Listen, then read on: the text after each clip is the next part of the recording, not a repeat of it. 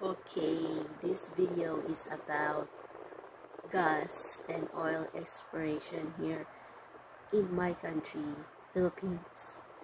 Okay, to all the Marites, Marisol, Marivic, Siraol, if you really want our country to rise above all, I mean not rise literally, but if you really desire that we will we will be a first world country, all I can say is talk about gas and oil exploration every day. Let's talk about it until God will touch people na may hahaplusin si Lord, talaga na totoong Pilipino na tutulong talaga sa ating bansa. Kasi yung gas and oil exploration, guys, yan talaga ang mag-aahon sa atin, tayong lahat mga Pilipino. Sabi nga, diba, multi-trillion dollars. Akalain nyo yun, multi-trillion dollars. Pag nangyari yan, talagang yung utang ng Pilipinas worth 17 trillion pesos, mababayaran talaga yan. Kaya naman, sa lahat-lahat ng mga Pilipino dyan na tawag dyan, may mga may mga taong kakilala na talagang hindi aabusuhin yung ating natural resources, no? So sana ma-explore talaga lahat, buong bansa, kasi yan talaga yung yan yung sagot sa lahat. Akalain nyo pag talagang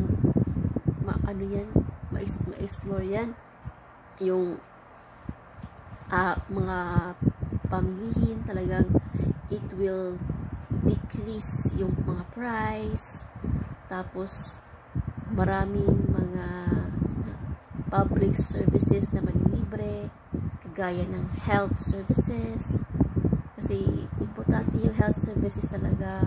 Health is wealth, and I'm pretty sure yan talaga yung tutulong sa atin. So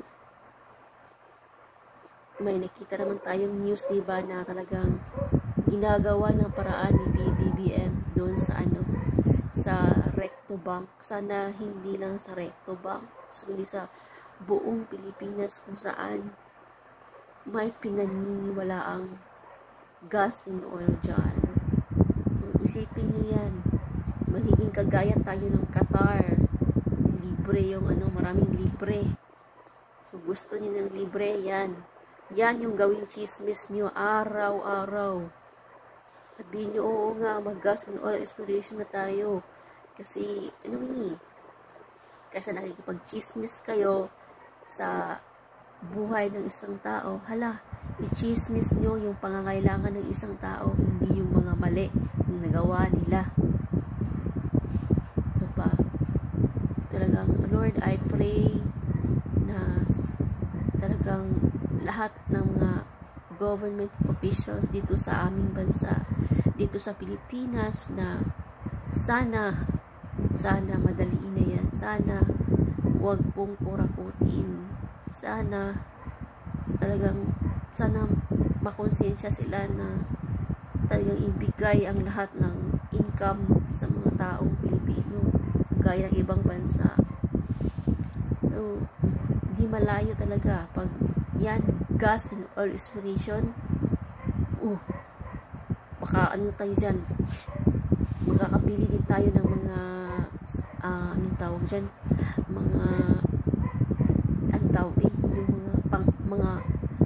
armas na magproprotekta sa ating bansa laban sa mga mananakop. Hanggang di malayong maging tayo, top 5 advanced military system. Talagang high-tech din tayo sa military defense, sa lupa, tubig, yun, air, water, land. I-pray nyo yan. Araw-araw, gas and oil exploration. I-pray nyo yan. Gawin nyo yung chismis, yung gas and oil exploration. Hindi chismis ng tao.